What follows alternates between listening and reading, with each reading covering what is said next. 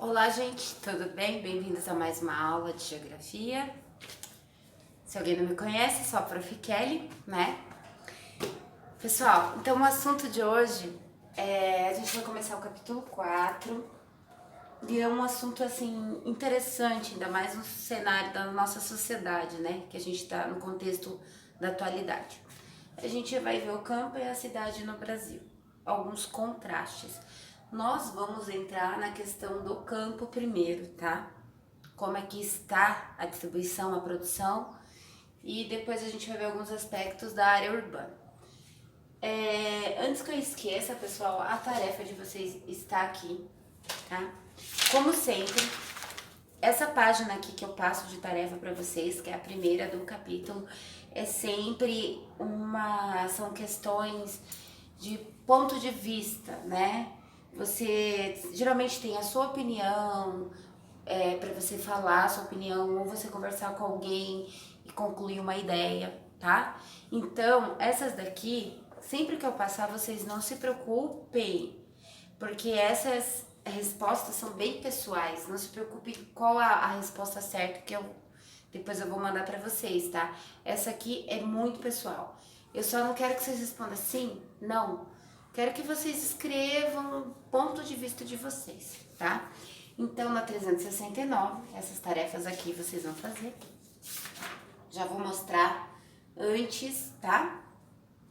A questão das tarefas. E aí eu já entro no assunto.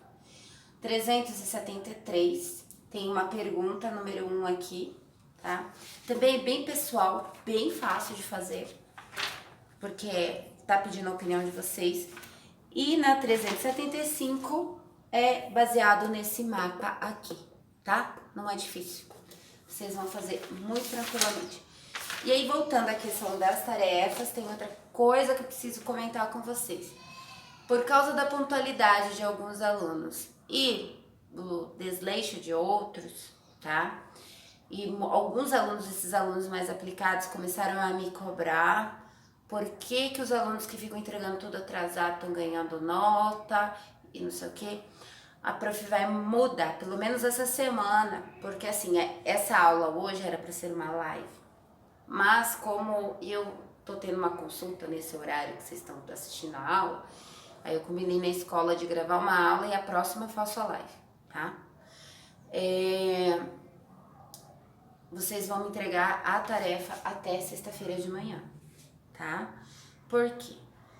Primeiro que fica mais tranquilo para eu corrigir, porque na sexta-feira de manhã seria o meu horário na escola também. Então eu faço as correções, certo?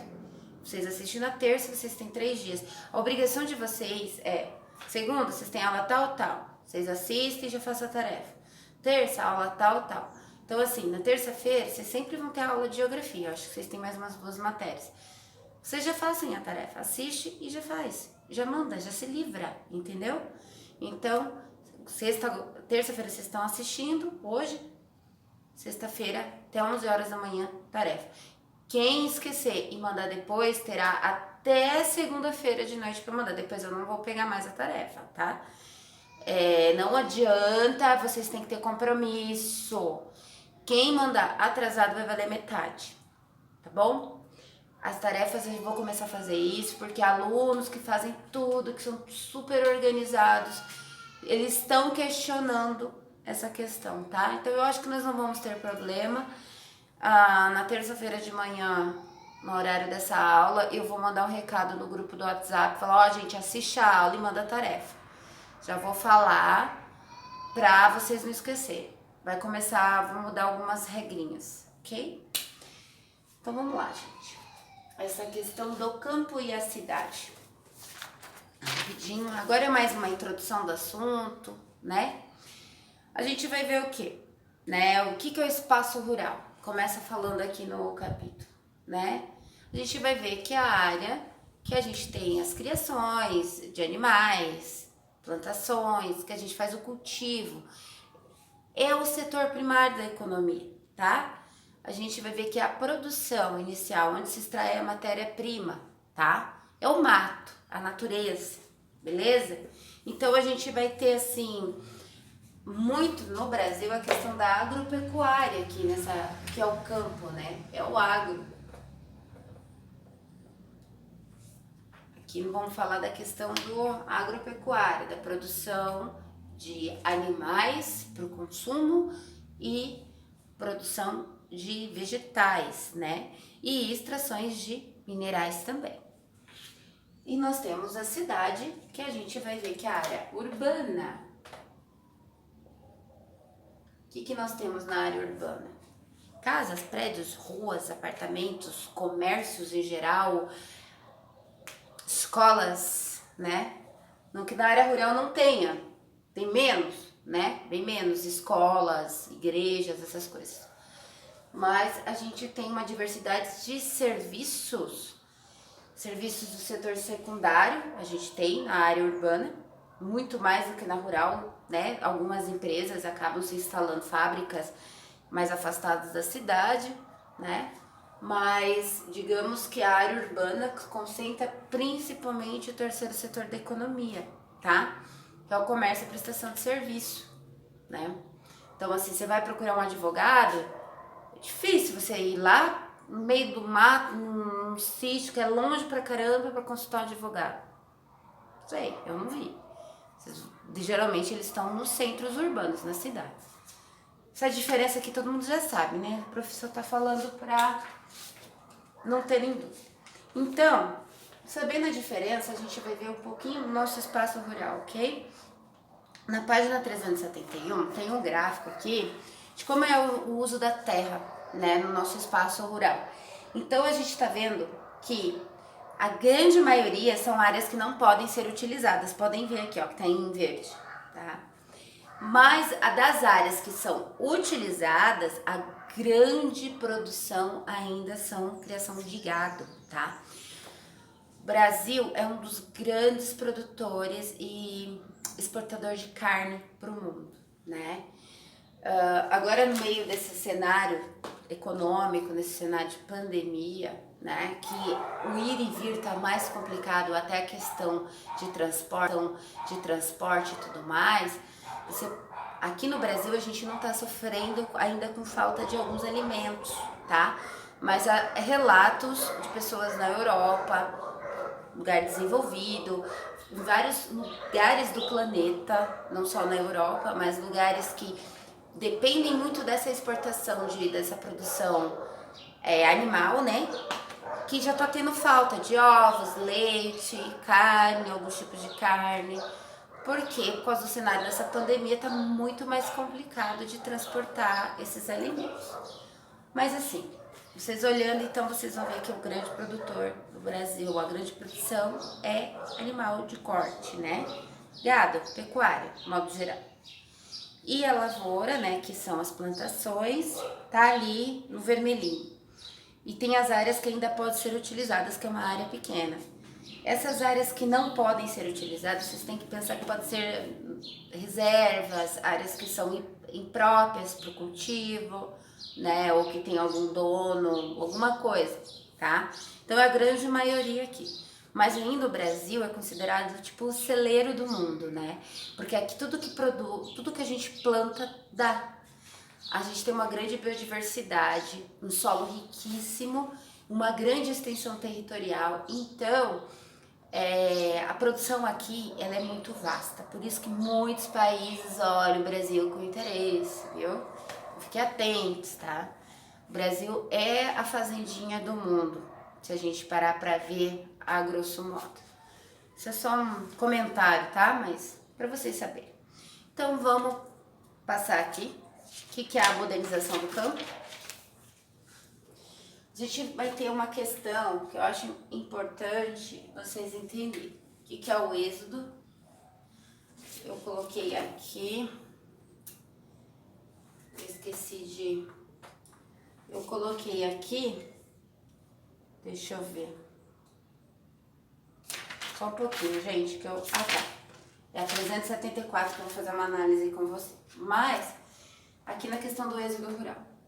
A gente já falou várias e várias vezes sobre a partir que aconteceu nos anos 50 no Brasil, que teve um grande incentivo por parte do governo, principalmente para a população saírem da área rural e para os centros urbanos, para a população migrar para algumas regiões que não eram habitadas.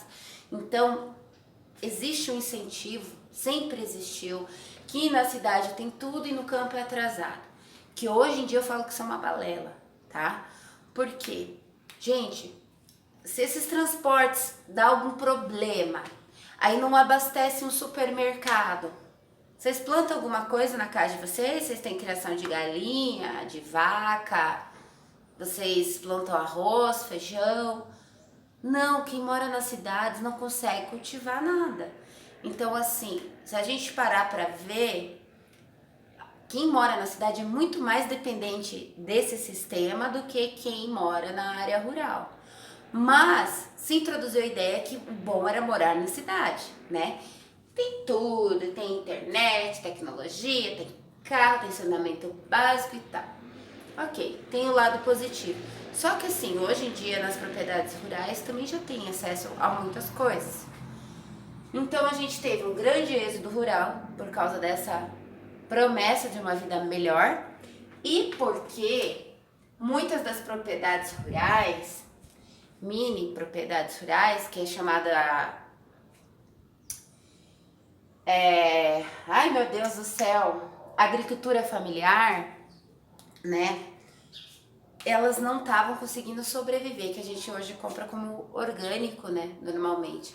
Então a agricultura familiar, ela tem uma parcela, é uma grande parcela da população rural que produz uma minoria, porque não usa dos maquinários de todas as tecnologias, tá?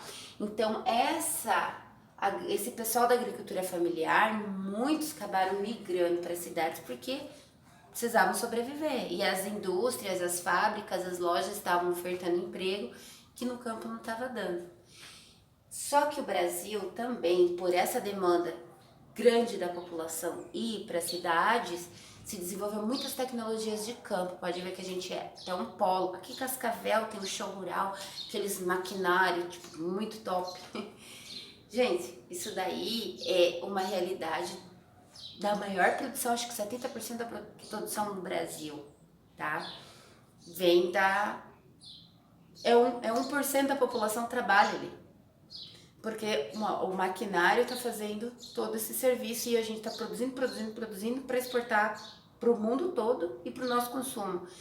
Então, a estrutura fundiária no Brasil, ela é muito desigual. Por isso que a gente tem muita questão de problema. A gente vai ver mais pra frente a questão da reforma agrária e que vai ser sempre um negócio de politicagem, porque vale a pena manter o povo na esperança de um dia fazer uma reforma e nunca fazer.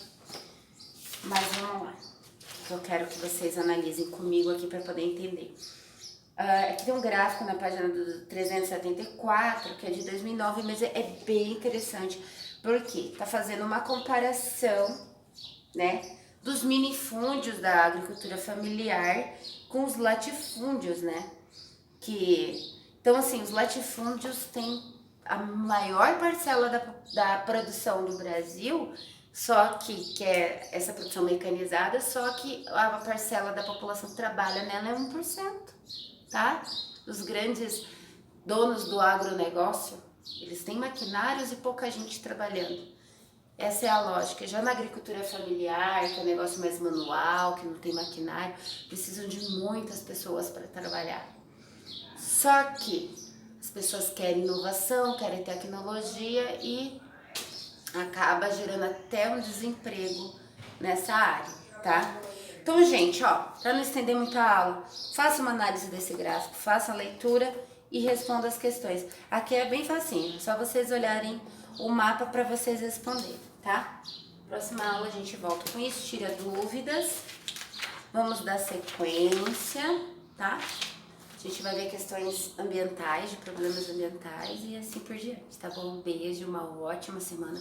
Tarefa sexta até 11 horas, hein, galera? Um beijo grande, fiquem com Deus.